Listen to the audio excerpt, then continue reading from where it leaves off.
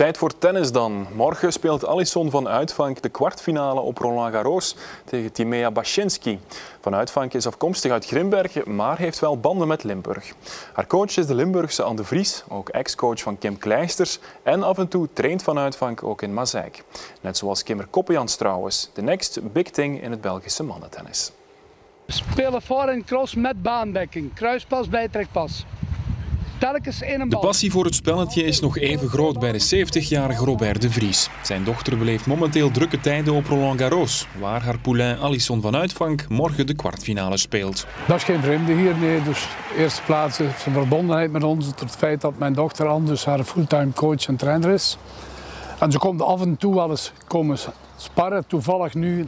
Een paar weken geleden, net voor Roland Garros. Heeft natuurlijk niks met die prestatie te maken, maar het is toch wel leuk voor ons tennisacademie en zo dat we die verbondenheid hebben. Het succes van Van Uitvank is ook deels te danken aan Anne de Vries. In Wilrijk werken ze al samen met Flipkes, Wickmaier en eerder nog met Clijsters. Momenteel is ze ook coach van de Fed Cup ploeg. Ik denk dat ze heel belangrijk is voor het vrouwentennis. Ja, zij houdt zich nogal meestal op de achtergrond, vind ik ook goed. Plus dat zij de gave heeft van fouten te zien en fouten te kunnen verbeteren. Ik heb er een paar jaar mee samengewerkt op de tennisacademie.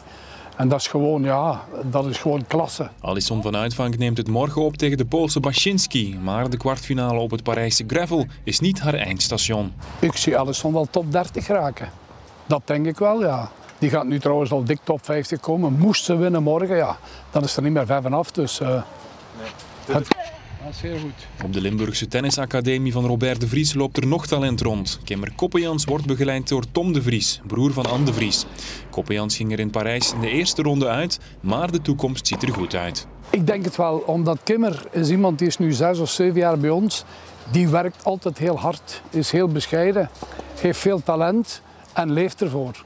Ik denk als er iemand is bij de jongens in België die na Goffin nog top 50 kan halen, dat het zeker Kimmer Koppejans gaat zijn. Hij is pas 21 jaar. Morgen om 2 uur begint Van Uitvank eraan. Het Vlaams-Brabantse Grimbergen zal in spanning toekijken, maar hier in Mazeik zal ook iedereen voor de buis zitten.